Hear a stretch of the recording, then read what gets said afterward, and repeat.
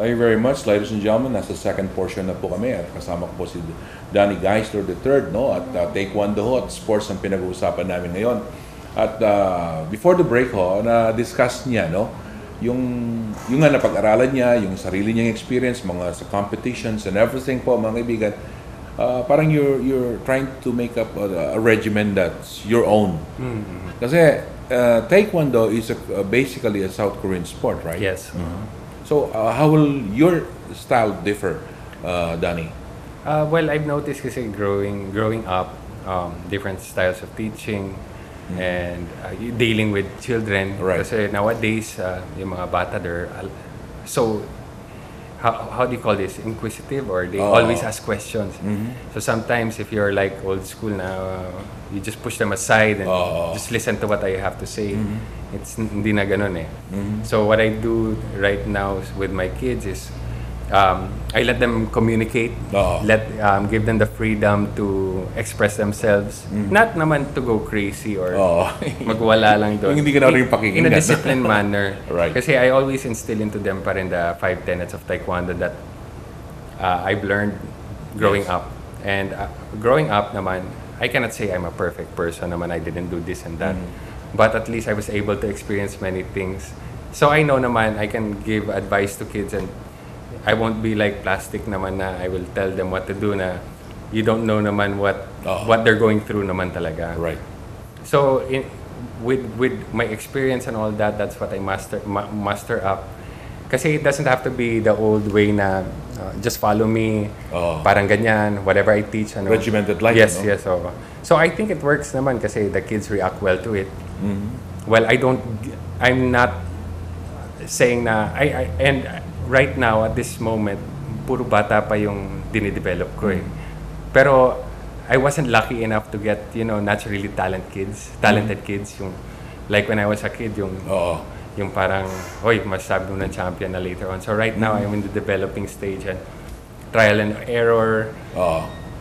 Hindi pa naman ako nakaka-produce ng champion at the moment. So but on your I part, know maraming experimentation on your part, observation pa rin. Observation pa rin, And mostly it's the development of character. And how to make them commit to the sport and stay and continue practicing. Yung hindi naman mawala. Yung parang it's just gonna be a hobby for them. Dapat yung sport parang you're having fun, di ba? You're supposed to be having fun talaga in sport. At the same time, and also, parang you would also know who excels. Tama yan, no? Alam nyo, pero sabi mo rin dapat, initially, you observe, you experiment. Yeah, I observe. You look at them. Pero is taekwondo a good platform for the development of the child in sports? First of all, our 5 tenets, we start with self-confidence. Yes. So, I always instill that into them.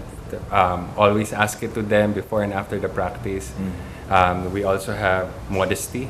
So you have self-confidence there. So you have you can't be too overconfident. You have to be modest naman. So it's a balance pa rin. And you have indomitable spirit. So you should have a strong heart. Right. You should it's parang the being brave part. Tapos perseverance is you have to persevere, never give up, finish what you started. Tiyaga, di ba? So start from white belt, finish it till you get your black belt. Parang ganun. And finally, lastly, is the etiquette. So it's that etiquette is the proper manners set in society. Na magagamit mo rin sa labas yan, di ba? Yes, outside definitely. of the sports. So if you have that and just imbibe it in your everyday life, parang that's there alone, that's already good. Right. So then comes the basics of taekwondo. You teach them the beginning, then you teach them how to kick. Siyempre for white, that means purity. So their spirit is pure. They're learning information, ganito ganyan. Then comes the yellow belt. Parang they're starting pa lang. Starting to kick, starting to spar. All the way. Then you have till blue belt, that's the novice side. So that's parang the beginner's part. And then when you hit red belt, that's you're reaching the advanced level.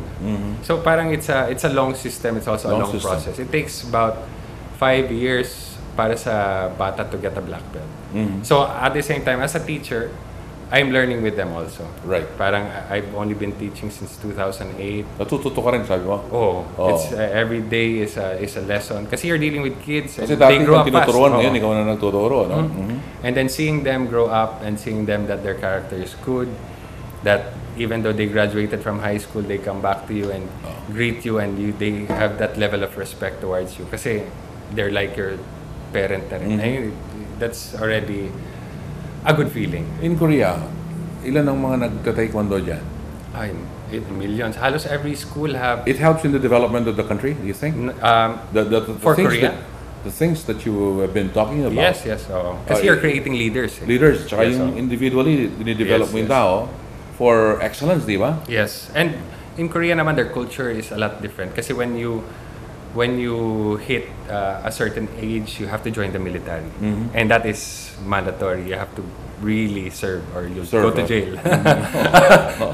So, well, culture is still the same. That's why I'm giving them a different kind of taekwondo naman. Tama. Kasi iba yung kultura based natin. with our culture. Merong yung sabi mo nga, yung natutunan mo, tapos yung experience Yes, mo, no?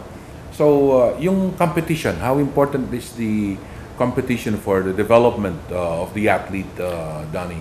Well, competition, that's a big... Within the club, di ba? Yes. Within the club, meron ng competition. Oh, yes. How about the competition sa sarili mo? Yung you push yourself na mag-excel.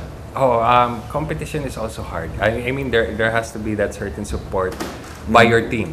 Yes. And by your the people around you. All right. Because competition is difficult rin. Unless you are, what I say, gifted na you don't have to think about anything, just step in the ring and fight. But you have to deal with kids na who are not like that.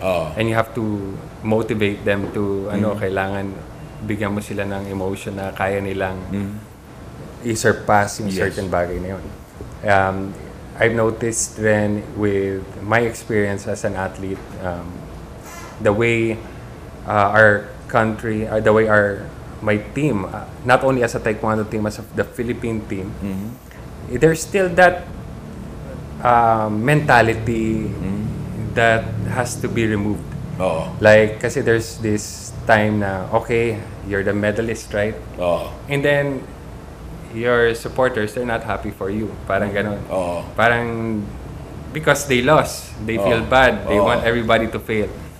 Hindi naman pwedeng ganon. Yung talangka, style talangka yes, yan. You're supposed to, with what I've noticed rin with other teams, yung support nila yun. No matter what, you win or you lose, your support for your team, for your country should be high. Tama. But that should be developed to the to the athletes also. How about yung attitude natin? Pag foreigner ang kalaban natin, parang nano tayo? I came to that point of testing rin nung lumalaban ako internationally. Yung giving up and keeping the fight. That will always be there. Sometimes, if you can't handle that pressure, kasi you'll always have that tie. Now, if you crack down, you will lose talaga. You have to keep that momentum. Yes. So I think that's very crucial for an athlete. It's also development ng sports psychology. Sports psychology. Yes, very important rin. So talagang bata pa, talaga dapat yung sports bata pa, talagang yan na-instill na sa bata. Right? And with other countries nga... do you think takes all that in your gym right now? Right now I'm developing stage pa lang, but I'm slowly getting there. You're into that. That's what you want to happen. It's because I want... I'm not in a hurry naman to create champions, but step by step, and maybe I'll get there. Yun lang the fact soon that enough. You get them into sports, you inspire them and motivate them to be into sports. That in itself is a victory, right? Yes. Kasi hindi naman lahat nagiging athlete, hindi naman lahat pumapasok sa taekwondo or basket. Kasi alam mo naman sa Pinoy, mas gusto lang mga meron lang sila, di ba? Nanonood, nanggugulo sa sideline. Ayaw nilang... So, from the miron to the actual participant is something different, right? And, like the Olympics, high level. And Well, if I can tell you a story about how the delegation of the Philippines when we're in the Olympics, okay? Ako kasi... So, Sydney yan, Sydney. Sydney, I carried the flag. You were carrying the flag, right? And then, but still yet, you have a sense of that inferiority complex. Parang natuturo kayo, ganyan. Oo, kasi parang ang liit lang. Ang dami nito, tandala ka. Tapos you have your country doubting you if, oy, mananalo ba yung mga Pilipinong yan? Parang well, it's tough rin. Tough, you have the press there harassing you. And then when you get back, wala kang medalya, they're saying baka bata system lang yan. Investigation na naman sa Congress yan, di ba? Laging ganun na nangyayari, di ba?